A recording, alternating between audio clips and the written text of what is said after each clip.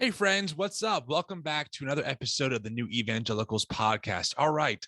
On this episode, I have Aaron Simmons, who is a Kierkegaard expert. Now, who the bleep is Kierkegaard? Well, we're going to find out. Turns out he's a Danish philosopher who has a lot to say about our modern moment, especially when it relates to Christian nationalism and the church vying for power instead of the way of the cross. So I brought Aaron on, who, by the way, he's great. He actually teaches this at an academic level, and he also still identifies as a charismatic Protestant, even though, as we talked, he seems so far from that. So it was a really great conversation to have him on the show to talk to him about these things. And I hope that you enjoy it because he really got my head spinning and once again showed me just how big and creative and how vast the Christian house really is, apart from my evangelical upbringing.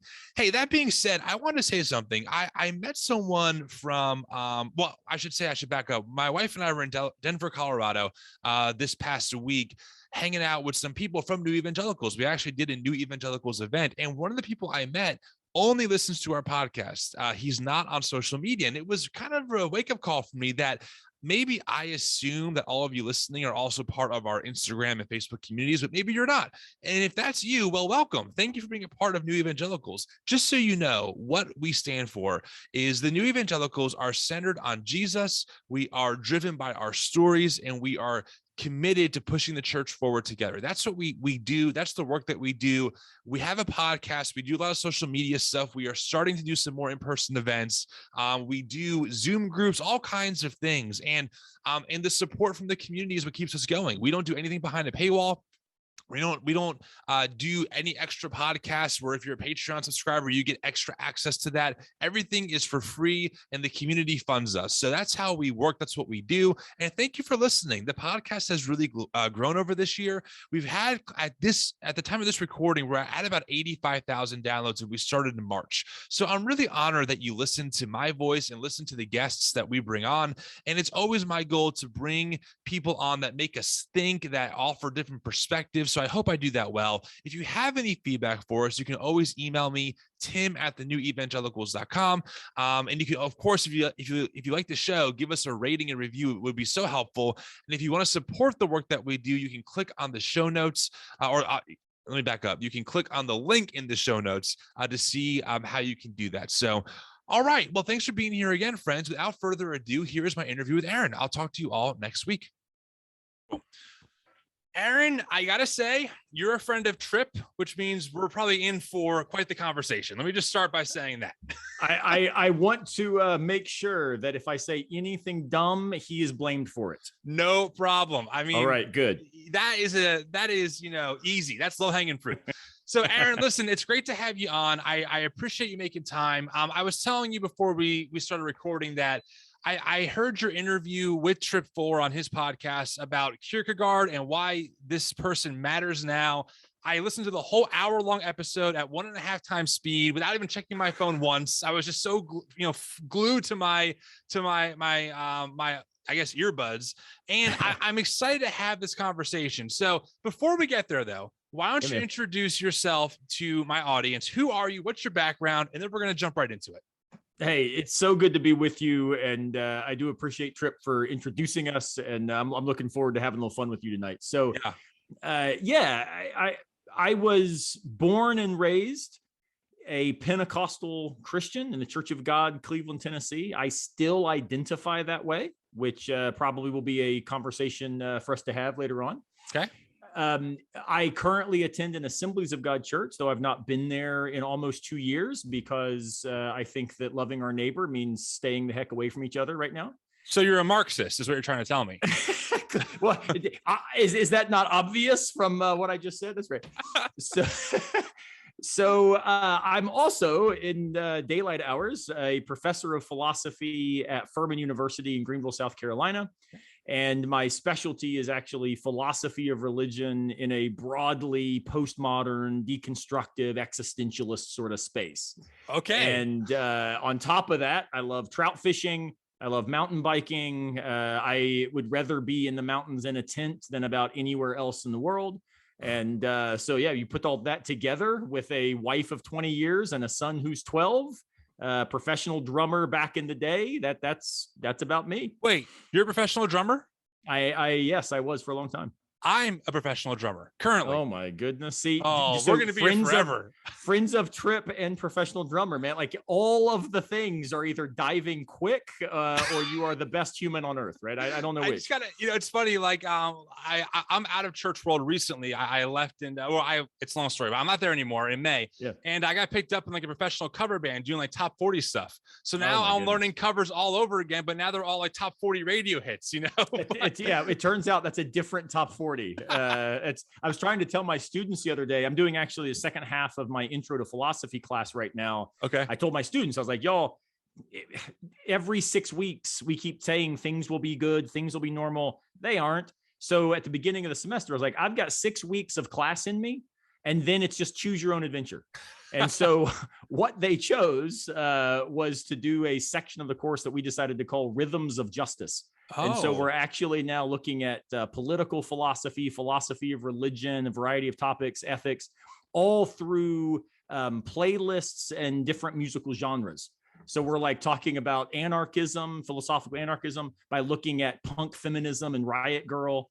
And, talking about socialism and Marxist theory by looking at old Pete Seeger and Bob Dylan and stuff. So yeah, man, it'd be a class we should co-teach together. Yeah. Okay. You don't want me teaching anything in college. I only did about 2 years. So that just means that they would understand and appreciate what you have to say. All right. So listen, I want to start and hop right into it. So, I've been hearing this name kind of popping up throughout my circles and through Trip, this person named Kierkegaard. Okay. And when I first saw it, I'm like, I didn't even know it was a person. I'm like, is this a theology outlook? Is this like some version of the atonement? Is this atonement theory? Is this I don't know, That's right. And I found out that this is actually a person.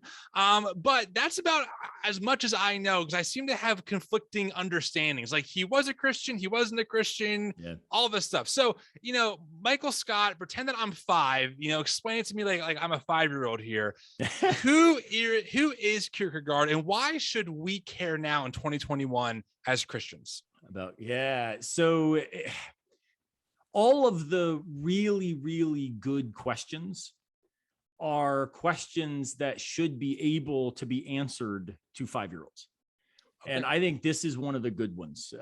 Unfortunately, a philosopher named Martin Heidegger said once, that is my favorite lines in philosophy, he says, all the really good words have all been used up.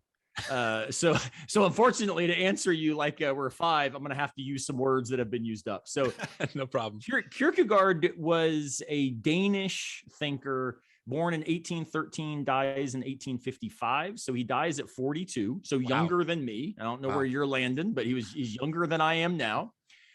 Which is super trippy when you start realizing like how much this guy accomplished and how busy I should get. I feel always like a slacker whenever I read Kierkegaard.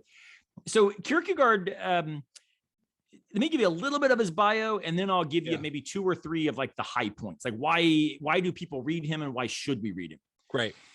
So a little bit of his bio. He was born into a family that was marked by what I would describe as religious intensity. His father was what we would now refer to as basically a kind of fundamentalist. They were influenced by movements going on in pietism and different Moravian traditions and things. They're in Germany.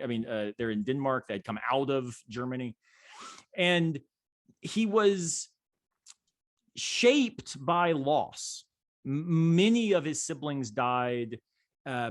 His relation to his father was one that was fraught. It was difficult.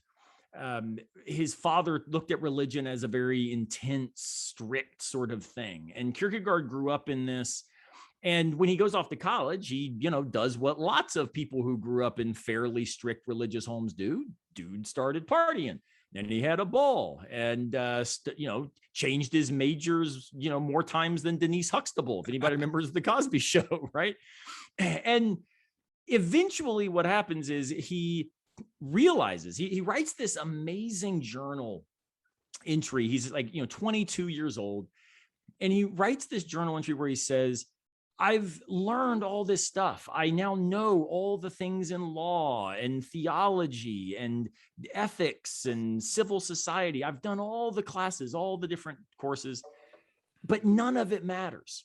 And he says what every single college student or just every human who's about 20 years old says. So what's this got to do with my life?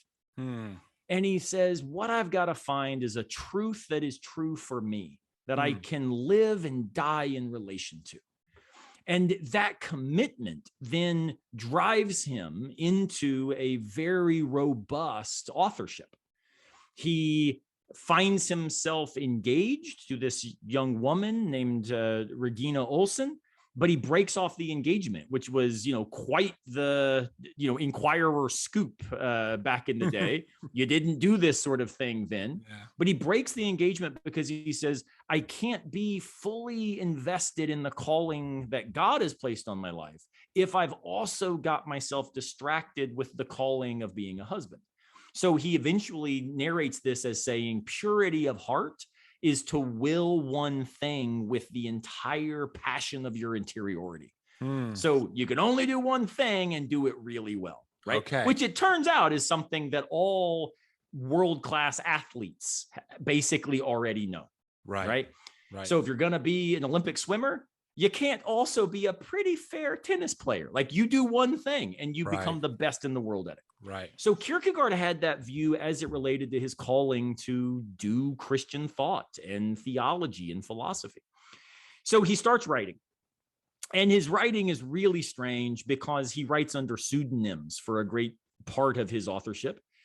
And he writes under pseudonyms for actually a really compelling reason. It's not because he's, cagey and strange and Johnny Depp-like. Right. What he does is he says, look, he's trying to figure out what it means to become a Christian. And that question animates all of his writing, all of his authorship. But he says, I can't really think about that question unless I'm invested in the task of becoming a self. What does it mean to become me, to become an identity, to be someone? And so he takes up all of these different questions by being invested in living the voice he's trying to describe. So when he writes about the aesthetic personality who wants, the new iPhone and always leases their car because they're always new and wants a house every 4 years because, my goodness, that one's old now, right? Right. That aesthetic personality, he writes this under the pseudonym A, and Johannes the Seducer, who doesn't want to get married, just wants a bunch of flings because the point is to get someone to fall in love with him, but then to trade that in. So it's always the task of becoming a lover rather than just being married. That's the aesthetic. And then he says, yeah, but what about if we live ethically? And now we want the role and the stability and the social identity. And now I'm not, Aaron Simmons, I am a husband and a father and professor and civil person. And so he takes on names like Judge William, and he becomes these people in order to write from their perspective, instead of it being Kierkegaard writing about that perspective. And he does this later on by then asking, well, what does it mean to become a Christian to a Christian? And so he creates this ideal personality called Anticlimacus. And he says, well, but becoming a Christian is also a philosophical question that you don't have to be a Christian to think through. And so he writes that from names like Johannes de Silentio and Johannes Climacus and on and on and on. But along the way, he's also writing a bunch of what he calls upbuilding discourses that are reflections on scriptural passages. They're basically sermons. And he writes these under his own name the whole way through. Then towards the end of his life, a couple things happen. And the long and short of it is he decides that he's done with the pseudonyms, and now he's going to really start speaking from his own perspective, which is somebody who he says is trying to bring Christianity back to Christendom. And what he then does is engages in what he calls the attack on Christendom by I mean, at one point he's like handing out pamphlets, basically, like out on the street. I mean, so this guy was eccentric. He was obsessive. He wrote so much and so intensely with all the energy that he had that it actually, took his life from him. He died by passing out in the street, died about a week later. He had gone through his inheritance. He had said everything he thought needed said and spent every ounce of energy that he had and then passed away. Now, what can we take from this? Well, his inheritance is he's often recognized as the father of existentialism because he's interested in ideas like anxiety and dread, and he thinks a lot about death and despair. So he's engaged in these existential human dynamics that attend living. But more interestingly, he's also roundly condemned by some Christians as being this irrational fideist who has abandoned all reason giving in the name of a faith that is just a kind of absurdist whim. Francis Schaeffer argues this, for example. Others say, no. Kierkegaard just wants to point out that faith is not something reducible to reason, that it's actually this lived practice. It's not just a matter of belief that needs more evidence. It's about who are we?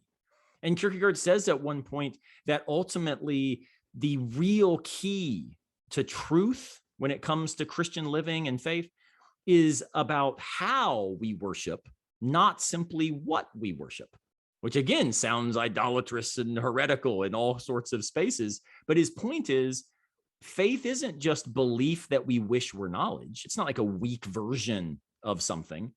It's actually the full lived investment by which we then narrate our selfhood. So he says, ultimately, he's not a Christian. He's becoming one. But so should we all, he thinks, because faith is not, do you affirm P and not P and Q and R?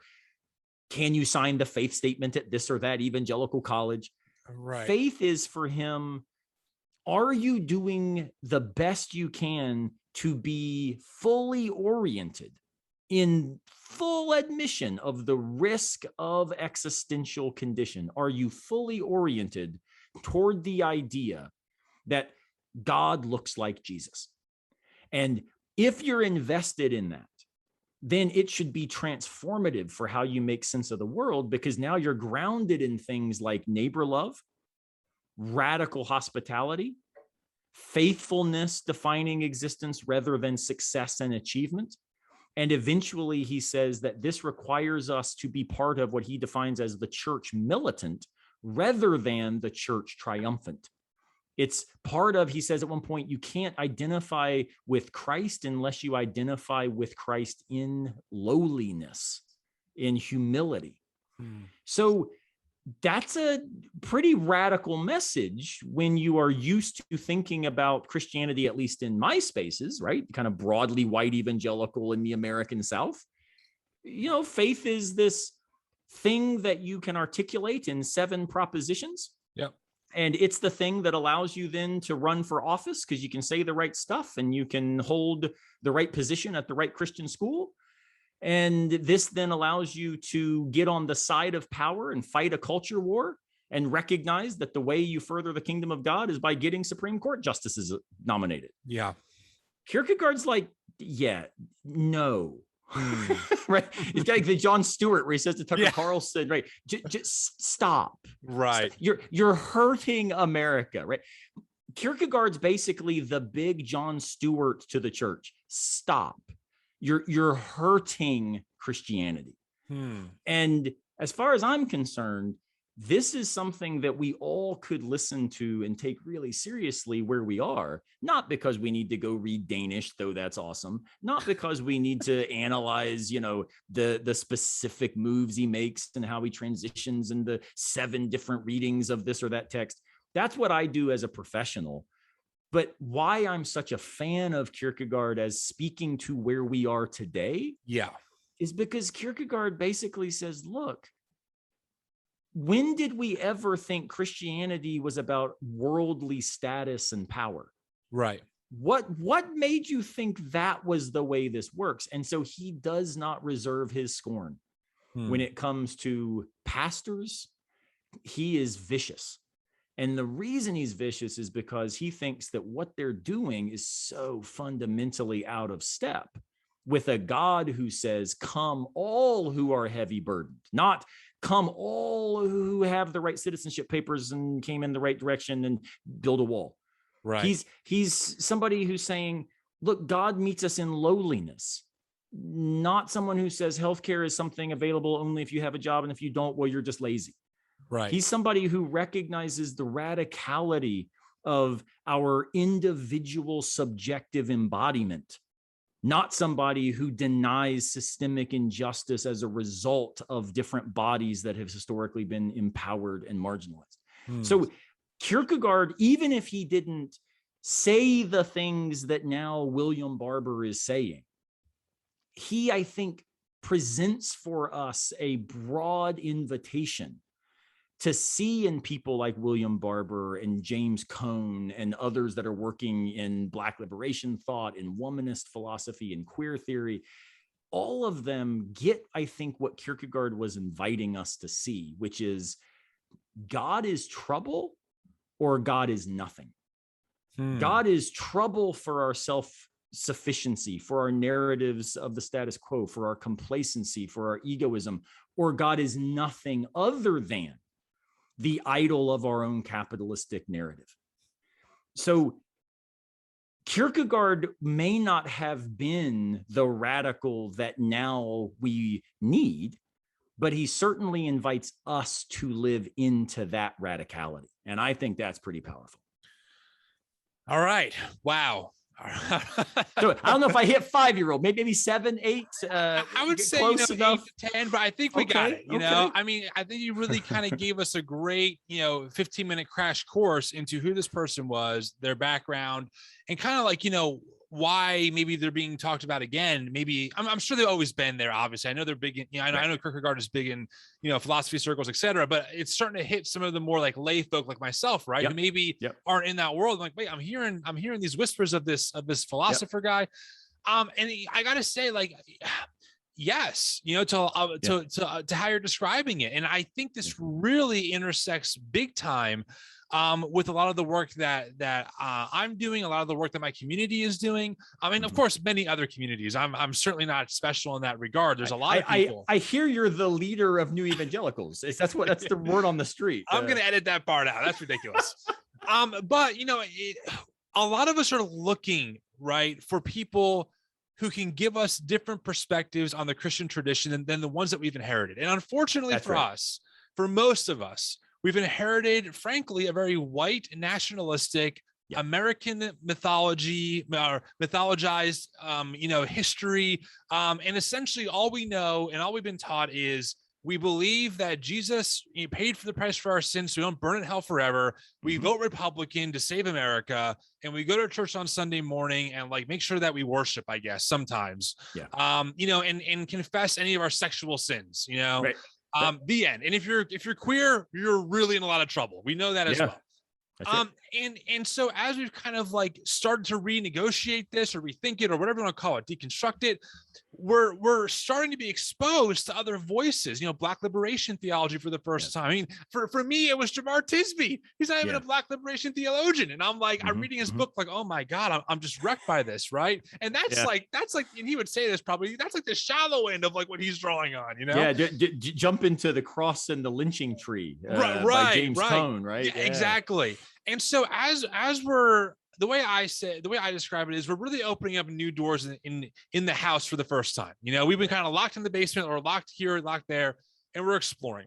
And so here comes along Kierkegaard, and he seems to really want to critique the idea of Christendom and Christian nationalism. What are some overlaps? I mean, obviously he's not here now, but if he was, and based on what what do you think some of those critiques might be of what he's seeing in 21st century America? Yeah, it's such a good question. So I would also recommend anybody who wants to go deeper into this. Let me give 2 real quick plugs. All right. One is for a friend of mine named Stephen Backhouse, who wrote a book called Kierkegaard's Critique of Christian Nationalism. I just interviewed him and Rabbi Avi, his co-partner over there. He's great. So Backhouse is crushing it. He is way better on this particular topic than anybody else in the world. And the second thing that I would mention is Trip Fuller from Homebrewed Christianity and I are doing a 6-week Kierkegaard study. And we're starting it in November. We'd love to have some of your audience hop in. You can go to iheartkierkegaard.com and get signed up. It's free, though we, of course, will encourage donations. And what we're trying to do there is actually speak to some of these sorts of questions, just with a little bit more depth, a little bit more, textual analysis to kind of show our work, as it were, right? So what I'm going to do in my answer to you is basically like I tell my son never to do on his homework. Use the calculator and just put the answer down. So I'm just going to give you the answer. I'm not going to show my work, but I'd love to have folks come over and read the books with us so we can see how it plays out. What would Kierkegaard say to where we are now and the parallels we see in light of 21st century Christian nationalism? Well, first, I think he would simply say, anytime we see Christianity become identified with or narrated as worldly power structures, something's gone wrong. And that importantly can happen in lots of different political directions. So this is important to understand. There's nothing unique about far right models of religious power modeling. That can happen in a variety of different directions. But his critique is of anytime that we swap a narrative of a God who says the last shall be first with a story about someone or some nation or some community who says we're the best, we are the thing, we are it. And the reason that I think Kierkegaard would always remind us of this is because I don't think he would want us to be too distracted by the specifics of our contemporary situation in ways that then lead us to be blinded to the fact that in our very critique, we can become the thing that we should oppose. Yeah. So once we get that kind of meta point, right, that the worry is when Christianity names power rather than Christianity being a challenge to power structures. Can I pause and make sure I understand what you're saying? Essentially, what you're saying is like, if there's a powerful group in the name of Jesus, and then all of a sudden the group critiquing that becomes a new power group in the name of Jesus, you're kind of missing the point. You're missing the point. The side of the marginalized, oppressed is always where Jesus is, no matter who's really in power. Is that kind of what you're saying? That's exactly right. And one of the great examples of this is also a controversial Christian leader, different kind of space than Kierkegaard, but similarly controversial. Jeremiah Wright, remember him? Yeah, Obama's pastor. Obama, right. Yeah. Got himself in a little bit of trouble by preaching what I take to be one of the best sermons I've ever heard. Can I say something about that? I got to pause you. I'm sorry. Funny little story about that. When I was younger, I grew up on talk radio my whole life. So Limbaugh, Hannity, all those guys. Yeah. When Obama was running, of course, they found the audio. Hannity played it like every day for hours. Yeah. And he played a full sermon of Jeremiah Wright. And I'm there painting because my dad was a painter. And I remember thinking like, wow, this is radical stuff. And now I hear of Jeremiah Wright like a couple months ago. I'm like, actually, that guy was making a lot of sense. This is so good, right?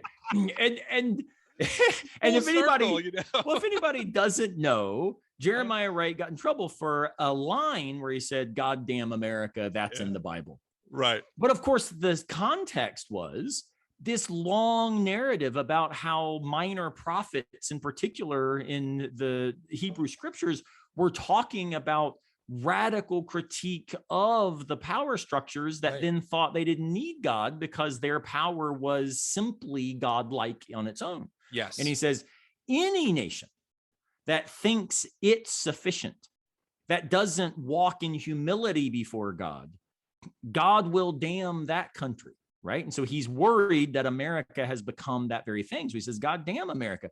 And to that I say in my Pentecostal roots, amen, preach it, right? So anyway, Jeremiah Wright gets interviewed and they said, so obviously you're supporting Barack Obama for president, right, Reverend Wright? And his response is, well, if you ask me the day before the election, what I will say is, yes, we can. If you ask me the day after the election, if Obama gets elected, I will be the most vocal critic of our president in the country. Mm-hmm. Now, how could he go from being radically supportive to the most vocal critic? Right. And the reason is because it's not about getting power to then do God's work in the name of power. It's about gaining power so you can exemplify what it looks like to hold power lightly. This is the kenotic logic of Christianity that I think is admirable regardless of one's religious identity, right? This is where when Gandhi says, I love Jesus, I'm just not so sure about those Christians. Right. He's commenting on the very point we're now making. And Kierkegaard frames this exactly the right way. When we confuse Christianity with power, what we've done is ignored the way that power will always turn Christianity into a reinforcing narrative for itself, rather than being humbled, wrecked, ruptured by, critiqued by Christianity in the name of the love and justice to which it calls us.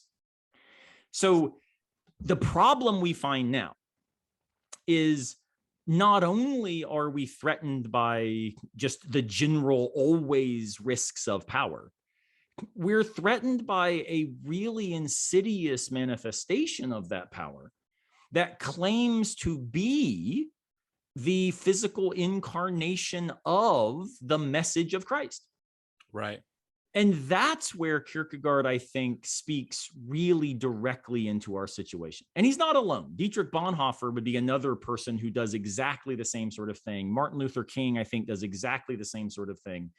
And what they all have in common is Christianity, what it means to hope that God looks like Jesus, is to say, wherever I find myself, am I opened to the idea that my status is occluding me from seeing the people that God has pointed me toward?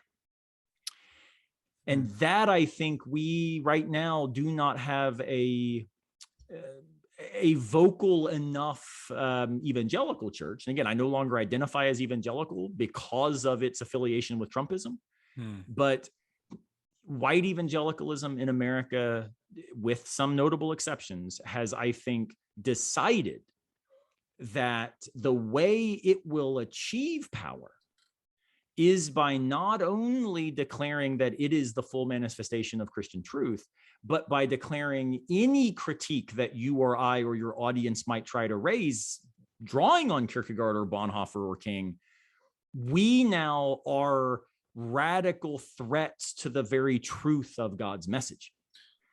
And that is something that is really quite terrifying, because where's home then? Right? Like you lose your moorings really quickly, and you end up saying something like, well, maybe I'm not really a Christian if that's what Christianity looks like. Right. Okay, you kind of got my wheels spinning here, and since you're a professor of philosophy, let me kind of ask you this question. Right. So something I wrestle with in something that you said, this idea of the idea is not to have power, it's to always kind of be critiquing power. Mm-hmm. Where do we draw the line with advocating, right, for laws and things of power to hopefully help out those who really need it, right? A big thing right now, if I'm thinking about personally, is just the decolonizing my own mind, realizing just how whiteness centers everything that is white, and how other things are marginalized, and we hopefully want to advocate for more just laws. Like a good one might be universal healthcare, right? Something that a lot of countries have is no big deal.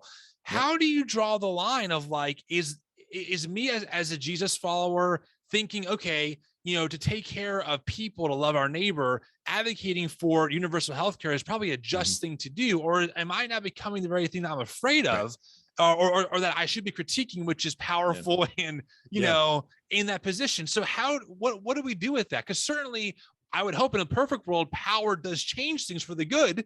But in this case, it sounds like it's like that is not the point of being a Christian, just suffering your whole life, Yeah. No. So this is a really important worry to make sure that we guard against. It's a temptation where what we do is we say, oh, in the name of critiquing power, now what we've got to do is basically create a kind of necessary martyr status, where the goal is to be so sacrificial that we also abandon even the task of joy. Well, that's wrong. We also have passages, in the Bible that talk about, coming to give joy and life more abundantly. So how is it that we can somehow navigate these twin temptations, the temptation to power and therefore idolatry, and the temptation to a sort of radical suffering to avoid idolatry, but then we end up ironically in a counter idolatry where it's all about us and our suffering? Right. Well, I think the first thing to say is this is hard, right? So as a philosophy professor, one of the reasons that I think people don't like philosophers, we keep getting ourselves killed. Socrates didn't last long, right? The reason people don't like philosophers is because we make simple things complicated and refuse to let complicated things only be complicated. They also have to be simple, right? Somehow both of those things happen. The way I sometimes say it is philosophers always put question marks where everybody else puts periods.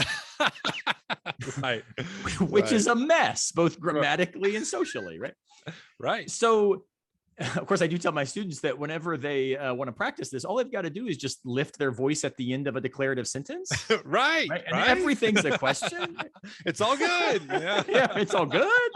So it's hard, and we have to have real humility in order to try to walk into these spaces. Yeah. But I think we have to walk.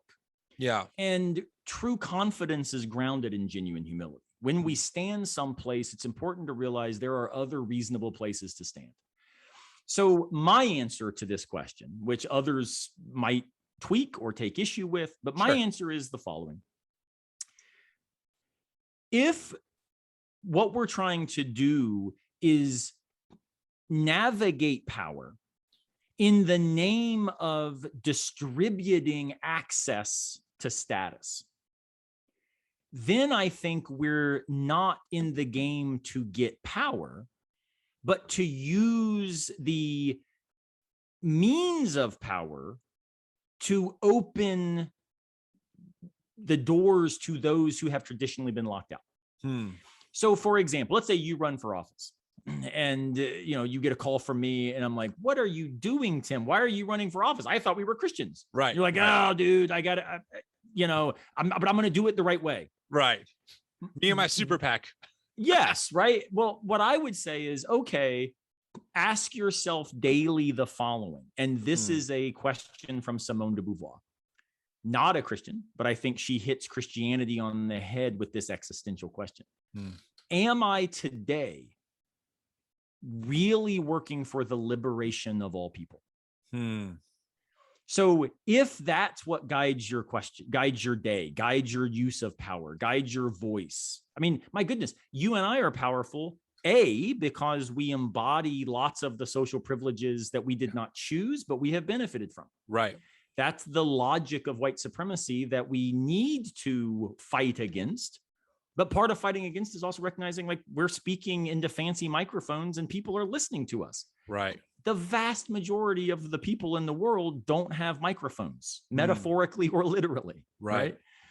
What I liked about Bernie Sanders, and Killer Mike pointed this out, is that when he got Black Lives Matter protests and they stormed the stage, he stood back and said, you guys speak. Now, does that mean then he says, I'm not going to run for office because let them? No, what he says, I'm running for office But I'm running for office, and the reason to vote for me is I'm invested in using the microphone that I have to find ways to get it in the face of other people. How can others speak into this microphone? Yeah. So we have to, at some level, recognize that it does take using power to distribute it. But there's a big difference in saying, hey, I want to buy the big house so that I can open it up to the people who don't have clothes. Right. Versus, I want to buy the big house so I can make sure I have a big security system around the edges. Right. So it's not that power is bad. It's that the workings of power almost always reinforce themselves as obvious and holy. And part of what Christianity, Kierkegaard, Bonhoeffer, King, queer theory, critical race theory, all these scary words that we hear today, I want to say, look, you're not taking Christianity seriously unless you are invested in thinking well about critical race theory. Because what is it doing? It's inviting you to realize, hey, you've got, a fence around your house that you can't even see. And it's keeping lots of people from being able to access the hospitality you think you're trying to offer. Yeah. So I think that's my answer, right? Am I going to run for office? I hope not, because I don't think that's something I'm effective at. Right. Do I hope that the people I support running for office are going to have the fortitude to be able to resist the temptation to then be self-reinforcing and idolatrous in the way they navigate it? I'm not very hopeful. Yeah. But I do think that, we still got to do the best we can with what we got where we are. Yeah. And if we throw our hands up, like some people do, right? There are lots of progressive Christians with whom I agree on lots of things who advocate this kind of complete withdrawal from the political square because they're like, you know what? That's not what Jesus calls us to. I think that's wrong. Because, and here's a weird because the federal government in just a couple days spent more money on Hurricane Katrina relief than all of the outpouring of charitable organizations combined for the next couple years. We can do amazing things. We are blessed to be able to be a blessing. The problem is we think we are blessed because we're better than all the lazy people who didn't get it. Right. And that, I think, is just evil. Yeah. It's really helpful. We talk a lot on our account and in our conversations that we really don't want to become we want to resist the urge to become a fundamentalist all over again. It's like a lot of us have left fundamentalism, and it can be, it's attractive, right? Just to become hardened and hardline in a different way. Well, I supported Bernie. I am really opposed to Bernie bro phenomena. Yeah. Right. The world is not big enough for that crowd. Right. And though I agree with their politics, I think what they end up doing is actually making it nearly impossible to say it wasn't about Bernie. It was about the people that he was trying to stand on behalf of. Yeah. So if we stand on behalf of them, who cares who the candidate is? Now, do I think that we need more women of color in office? Yes. But it turns out that it also might be that an old white dude from Vermont is standing for the things that matter too. Like it can be something that then causes us to say it's not just about our identity politics. Yeah. It's about our awareness that identity is political. Yeah. And that's where we've got to then realize, man, sometimes it's not about using my voice to say what needs heard. Sometimes it's about being able to be quiet enough to hand the microphone to someone who needs heard.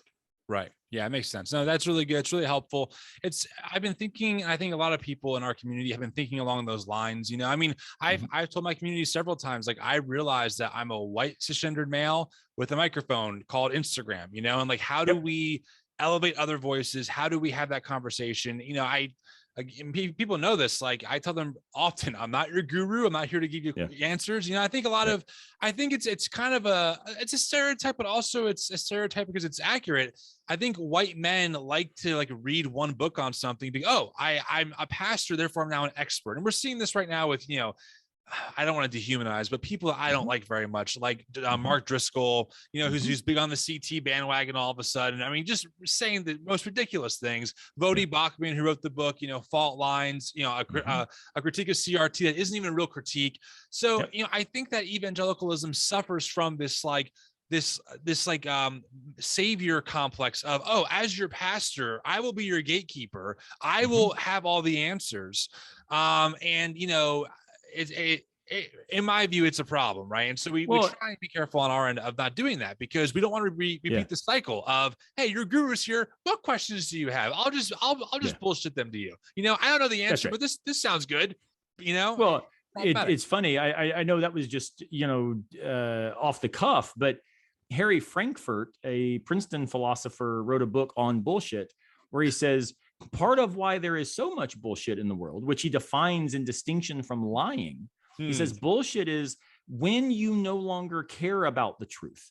So you're not trying to deceive people. You're trying to facilitate a narrative of your own expertise. Yes. Right. And then he says, but why is there so much bullshit today? And he says, because now we have platforms that allow people to have opinions about things they know nothing about. Yeah. So you're right. And one of the things that, and this is, I'd love to hear your thoughts on this, because one of the things I have struggled with in the church, and again, I always want to make sure, footnote, the church is way bigger and more complicated than white evangelicalism in the American South, right? So totally. I always want to say to my Episcopal friends and progressive Methodists and, Catholic, the church is a very narrowed thing that we are being critical of in this space. But totally.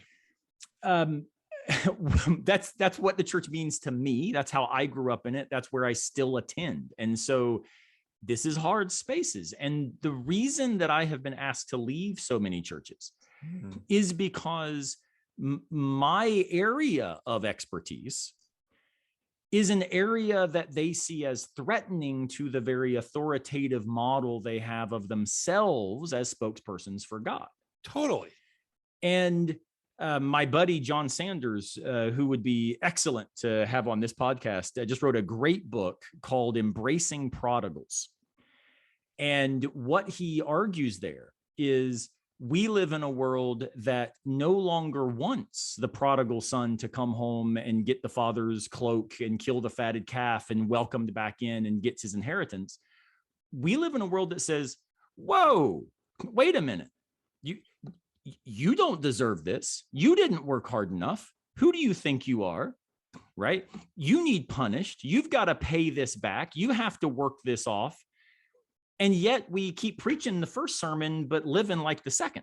And so he differentiates between authoritative Christians and nurturant Christians.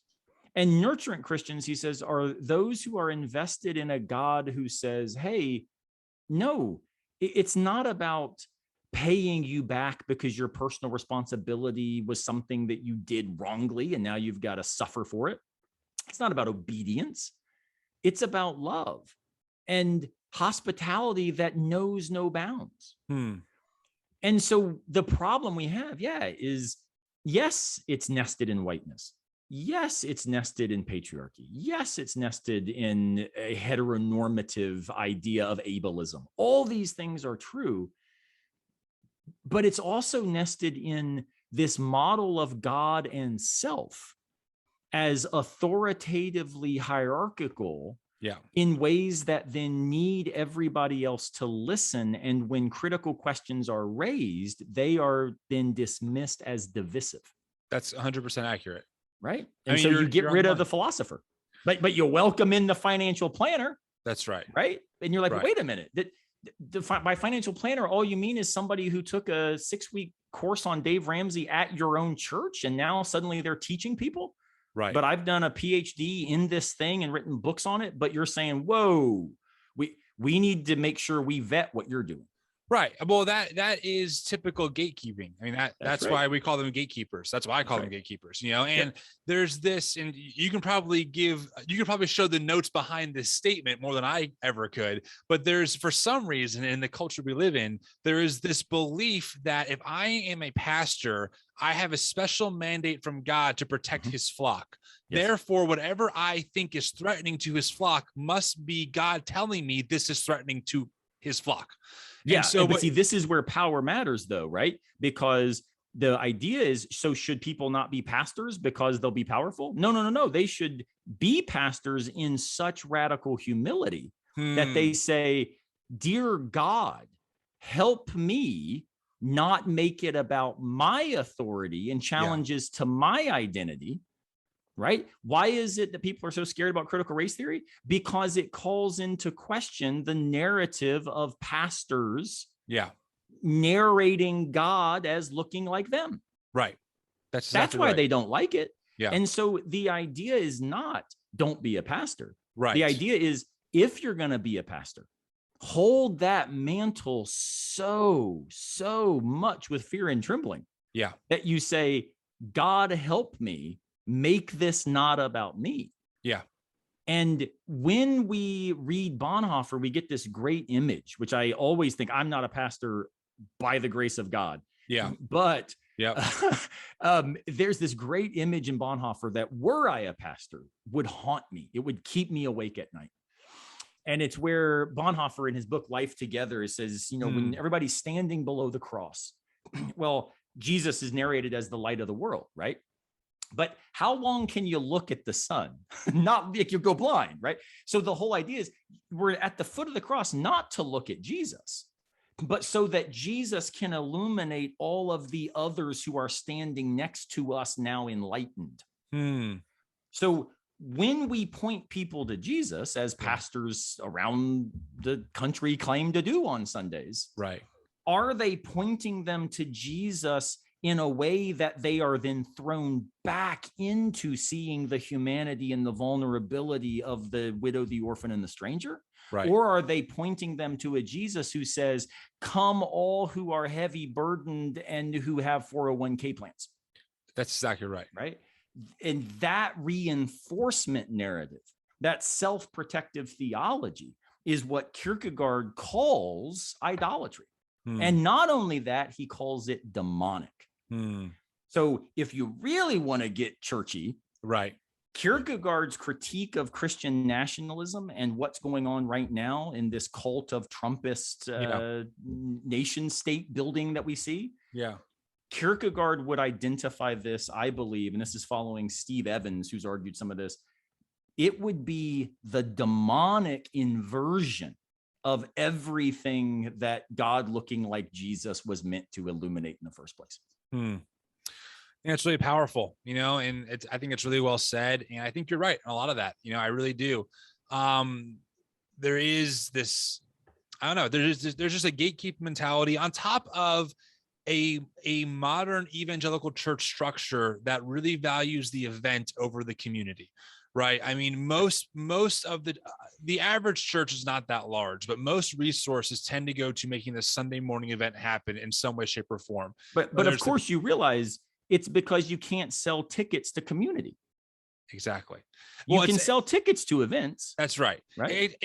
Especially by a capitalistic metric, you really can't quantify community. Like, how do you define a successful community? Right? Is it how many numbers you have? Is it how many people will leave you 5-star reviews? Right. So it's easy. And also, I will say, as a professional drummer in that space for a lot of years, a lot of fun to play in some of these top-notch professional spaces. Right. As just being a musician. But, one of the things I've wrestled with for so long now is, while I don't think it's inherently bad to play in a professional venue and sing some modern worship tunes, is that the point? Like, is that what we're called to, right? If you read Jesus, do you get, oh, okay, guys, I got it. We got to build a big event with a lot of haze and smoke. And then if we beg Jesus to do a miracle in the city, that's us living the good news. Yeah. No, so look, it's not. I have played in those churches. I've enjoyed playing in those churches again. So like, we would be lying if we didn't say it's pretty baller when you've got 10,000 people in the audience, right? Totally, I mean, totally. It's been fun. It's been fun. I mean, I used to play drums at a church where Chris Allen, who became the American Idol winner, I'm actually a fan of his music now. I think he's an amazing singer. Like, he was the guitar player, right? Like, And also I should make very clear, that dude is the best human I've ever met. I don't know what he's like now once he became famous, but man, Right. Okay. I would never want someone kinder to win stuff. Right. Wow. But we've been in those spaces. We played those things. I played at Winterfest with 20,000 people and a freaking, industrial fan under my drum set. Definitely. Blew, like, my God. I played Creation Festival. I understand. I get it. Killer in your mix. It's just, yes. So this is it. More, right. It's awesome. More of me in the monitor. Yeah. But but the thing that really stands out to me is this. Why is it the case that when we do those things, which again, I'm with you, I don't think they're wrong or bad in themselves. There's nothing wrong with lots of people getting together. My goodness, 5,000 people got together to hear Jesus. Right. I mean, so it's not that a crowd is a problem as such. Right. But what existential philosophy help us understand, Kierkegaard called it the public, Heidegger called it the they, Nietzsche called it the mass, right? All the herd, all of these ideas are worried about the ways in which when we become crowd, we lose the importance of becoming the self that Christ calls us to be. And why I think that matters is because think about what those praise and worship, quote unquote, songs are saying. Yeah. They're not talking about the widow, the orphan, the stranger. Yeah. They're not talking about, you find me passages from Micah and Amos showing up a lot in these songs, right? Right. What they're doing is narrating a God that reinforces the narrative we have of ourselves. Yeah. But remember, God is trouble or God is nothing. So why is it a problem that those songs end up all being about me and Jesus rather than being about me and the other person in light of Jesus? Yeah. Right. It's because, what are you unlikely to do if the songs are saying that stuff? Well, you're likely to be out at the food kitchen, right? You're likely to be out in the streets fighting for immigration reform. You're likely to be out working for Black Lives Matter protests because you're a Christian, not in spite of it. Right. But wait a minute, we got to sell tickets to the Hillsongs reunion tour, right? So and again, I'm not hating on money. Like, let's be clear, right? Right. It's not that there's something wrong about having the big show. There's something wrong if the big show is designed to reinforce the show being bigger. Right. What if we had the big show because the whole point is to say, how is it that our hearts are broken by the reality of a God who, in fact, is narrated more appropriately, says James Cone, with a lynched black body hanging from a tree, than with white power taking pictures of it. I once was auditioning to play drums for a church here in town, won't mention for fear of litigation, but I was auditioning to play drums. And, this is not being cocky. I'm a good drummer. And so I went in and, I'm waiting in the green room with all the other people who are auditioning for all the things. And they had, it's a big church, right? So they had like 150 people auditioning on this one night, and they were taking us in different groups, and they'd have like a piano player and a drummer, and, everybody in the green room, most of them, were not pro drummers and pro piano players who had been doing session work back in whatever. Right. And so I'm not nervous. I'm hanging out, chatting it up and having fun. Like, and one of the people came in and said, hey, you really need to probably be in a prayerful mindset before you go in. And I said, I didn't know prayerful mindset meant I had to get nervous. And they were like, well, so anyway, I go out, play drums, goes fine. Again, I'm good at the job. Yeah. And then they bring me down and set me in front of all of the staff, right? And this is where bad things happen with philosophers. So what? Right? They said, we after talking for a while, they said, Aaron, we really worry. It was a Pentecostal church, but it was a Pentecostal church that was an independent group that had broken off from Baptists, right? And, so non-denominational, which you can find.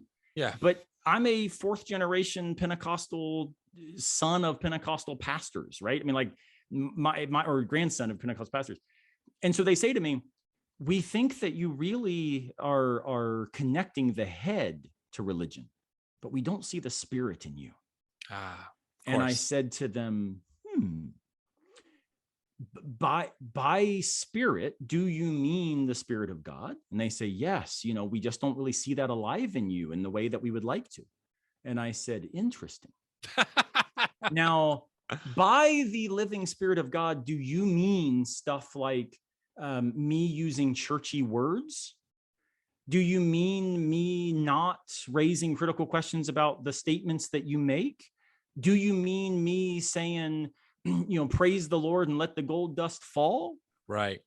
Well, I'll be honest with you, staff. I'm pretty sure that the Spirit of God is more prominent at the tiny Presbyterian church down the road who's caring for the poor than all the mega churches put together who are really interested in having better light shows. And then they said, but when do you feel God just speak to your heart? Like, how do you feel the Spirit? And I said, More Toms, more Simmons, more of me in the monitor. I said, I'm confused by your word immediate. Why do you think God has to work according to our capitalist structures?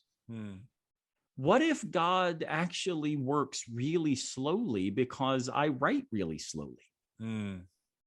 And I said, now look, I know y'all don't want to hear this. And so I said, you can ignore everything I've said.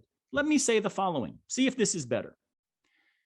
Every time I walk out of the parking lot and I see that my car is not gotten dinged or run into by a grocery cart, I say, thank you, Jesus. And I know that God loves me and is with us in every single step of life. And I recognize that the person standing there begging for change, God loves him just as much. And that's why I gave him $1 and asked if I could pray for him.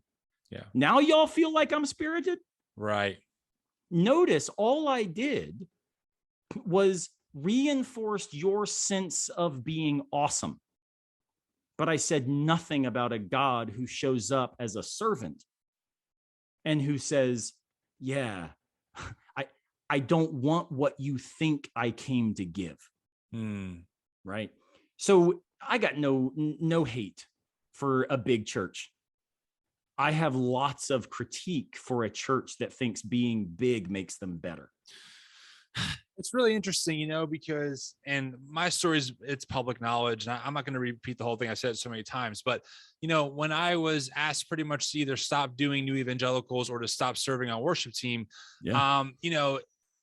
one of the concerns was kind of like that idea. I met with my worship pastor after everything went down and we got, lunch, and he's just so worried about me. And I'm thinking like, well, what are you worried about? Like, what, that I'm going to hell? Like, what is it that you're concerned? He's like, you haven't been like worshiping the same. And like, I don't see like you're really engaged on your phone a lot during the sermons. I'm like, okay.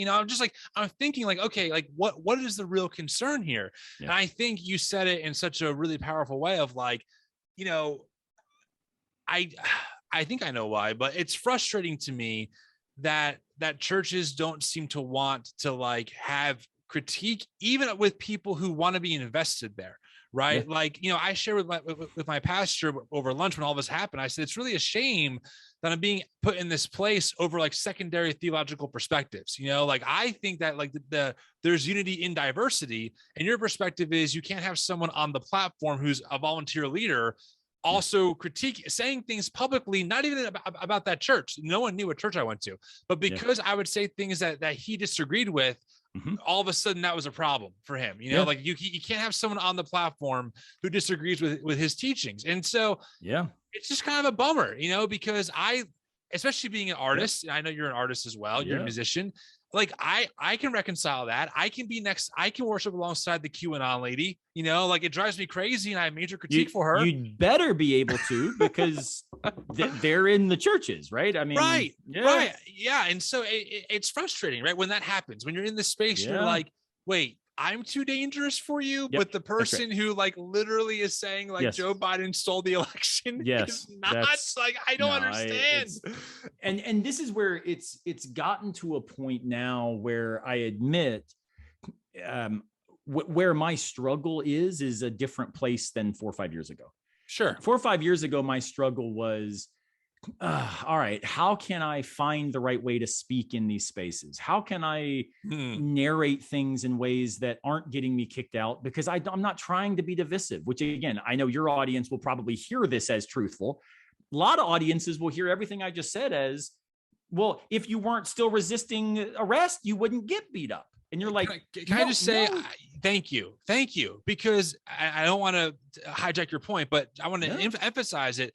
Thank you. Like, you know, most of my adult life has been seen as me being divisive. It's like, guys, I'm just doing what you taught me. You told me, that's don't believe you, read the Bible and study for myself. I'm doing that. I'm holding fast like you taught me to. I'm not compromising like you told me to. I've just happened to aim this theological gun at you. Yeah, it's you just don't like it.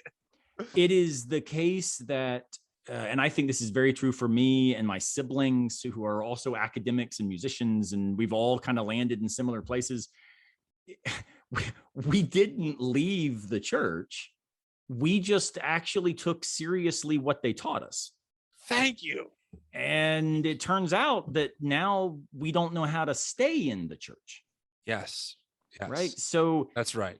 It's frustrating. You know, my questions have shifted. Before it was, so how do I do this? And, you know, I pray all the time, believe me, because one of the great temptations of having a PhD is thinking that everything you say is smart, which, believe me, is not true. I've known, it's like the great, line in Princess Bride, I'll give you my word as a Spaniard. No good. I've known too many Spaniards.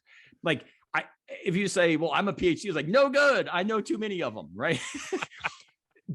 So, praying all the time, God, please make sure that I don't start drinking my own Kool-Aid. I don't start thinking just because I can say things really articulately that therefore they're better things to say. Right. David Foster Wallace has this great line where he says, our generation is not any better than previous generations. It's just that we are the most articulate one yet to come along to talk about our despair. Like, my question now, though, is different. My question now is, it's actually a question that I get, ironically, from a hip hop artist. I don't know if you like hip hop, but there's a rapper named Brother Ali who has this song he does with Public Enemy and Chuck D and them. And he says at one point, he says, how much compromise is tied to your fame? Right? Are those blood diamonds shining in that chain?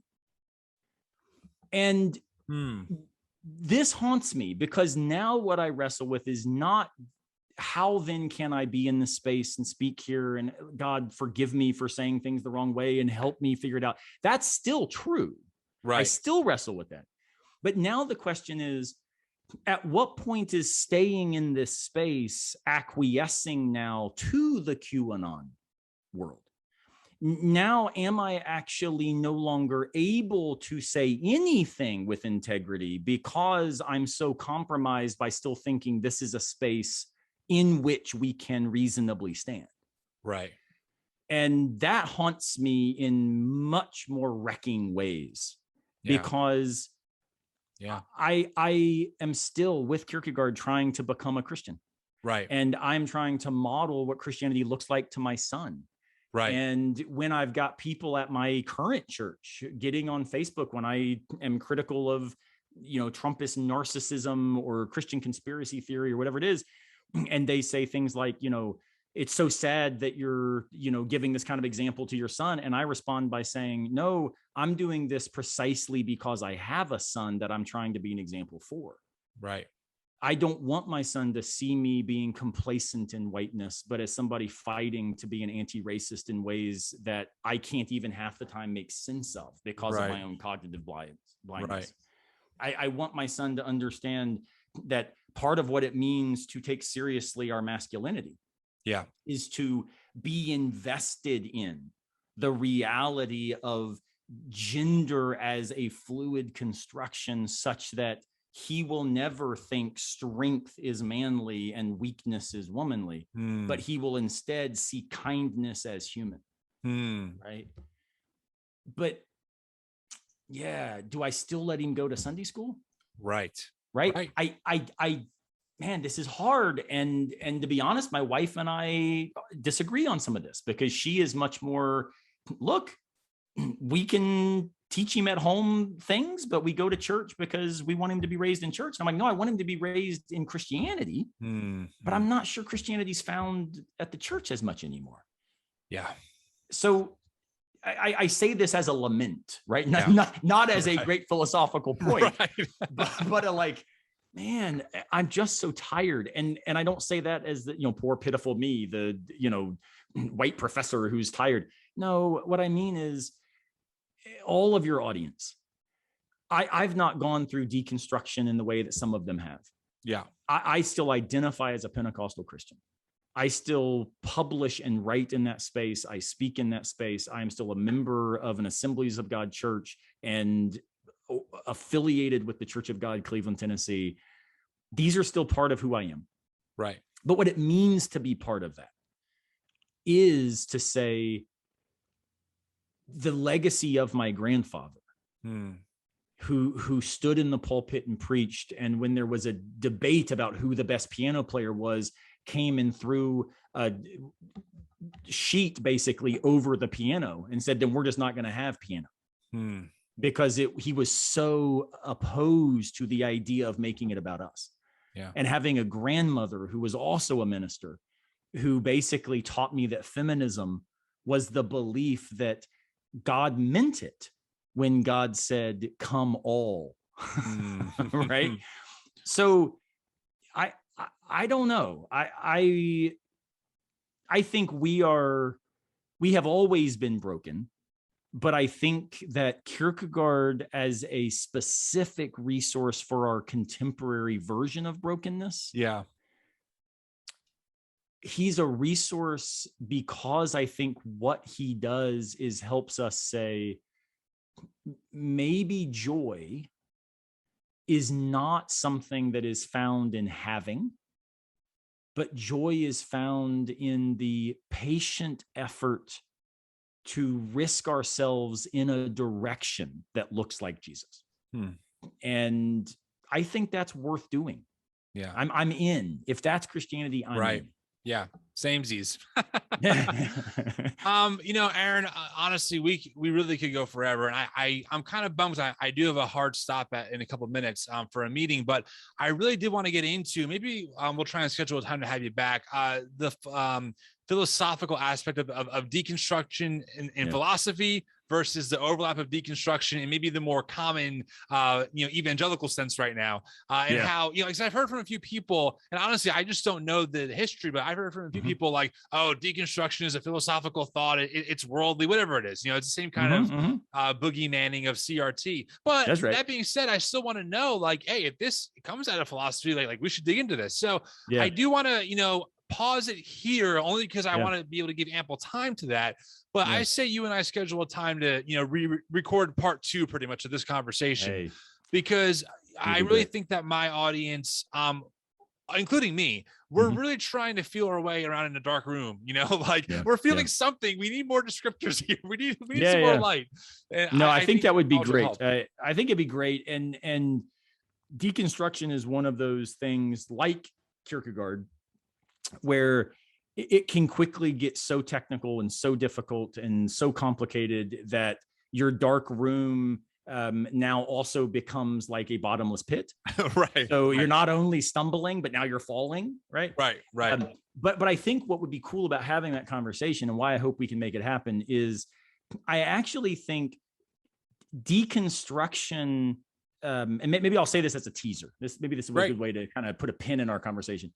Perfect. The reason I'm not a big fan, and this might be controversial to your audience, and so you'll have to have me back now because they're going to hate me. The reason I'm not a big fan of deconstruction as the name for this sort of movement away from a particular version of faith that one has been raised into, is because deconstruction as a philosophical concept is always a profoundly constructive movement in the name of the thing that we thought we were already committed to. And so if deconstruction in terms of faith means a breaking apart in order to build back in ways that now always show the seams of construction, show the fragility of the way they are put together, show the vulnerability that can never really be plastered over, then yes. But if we mean by deconstruction a kind of sexy version of just deconversion, then I think we've actually missed something powerful about what it looks like to understand faith from the beginning as not a conversionistic idea, but a life lived fully invested in a direction that never abandons risk. So deconstruction philosophically, I think can actually help us be more constructive in ways that help those experiencing what they're calling deconstruction in their faith not to be a movement away from faith, but a revitalizing of what faith was always already about. Yeah. I think that's really helpful, especially in for our community's purpose. We're committed to Jesus, and some people have, said, what, I'm done with it. I know a couple of people who have went over to into atheism, and I say, listen, God can handle that. Like, that's fine. Like, I wish them well. We're friends. It's not a thing at all, right? I'm done being the gatekeeper. I'm done being the person who has to go win them back, right? It's their choice to make. I respect their decision. Well, I've become a hopeful universalist precisely because I kind of think that we shouldn't even really care. Right. Are they still being faithful to what they think matters? Right. Then you know what? I'm gonna walk with them. I'm gonna link arms with them. Yes, exactly, man. It's like you're a philosopher or something. Like, you just have words for things I just can't think about. But essentially, what I'm trying to say is, like, I think a lot of people, we don't like the term, even me, I've kind of gotten away publicly from the term deconstruction. It just means so many things, but we're also not going to use reconstruction because that's been hijacked by evangelicals already. Make sure you reconstruct correctly. So I think us having this conversation could be so enlightening. So we're going to put a pin in it. In the meantime, where can people find you? I'm going to link the I Heart Kierkegaard website. Are you online, social media? Where else can people find you? No, I'd love to connect with some of your audience. They can reach out to me. So first, get signed up for this Kierkegaard class, iHeartKierkegaard.com. Trip Fuller and I are going to be doing it 6 weeks long via YouTube, so you can do it asynchronously, but we're also going to have some really cool live Q&A sessions and stuff as well. Love to have them join there. But the place I'd easiestly direct them to is actually my YouTube channel. I would love for them to think with me at Philosophy for Where We Find Ourselves at YouTube, because what I'm doing there is something that I wish more philosophers were doing, which is, 4 to 5 minute videos. Half the time it's me out on a mountain bike trail. I did one last week called Flat Tires on the Roads of Life. And it was me carrying my bike because I had just popped one of my stupid tires, and reflecting on Camus' Myth of Sisyphus being a kind of flat tire on his road of life. And yet we imagine him happy, says Camus. What? How can we be happy? I'm carrying my bike. I'd been hoping to ride this thing. So we unpack philosophical ideas, but I do it in ways that are connected to lived reality. And so I'd love for them to hop on there. I respond to every comment that I possibly can. But they also can connect with me on Facebook. I'm bad at Twitter, but I'm there. But they can also email me, aaron.simmons@furman.edu. And I'm happy to be in any kind of resource or encouragement or support to anybody I can, and look forward to thinking with you and thinking with them as we all do our best to, as Nietzsche says, be human, all too human. I love it. We will talk again, and I really appreciate your time. Thanks for coming on. Hey, thank you, man. It's been my pleasure.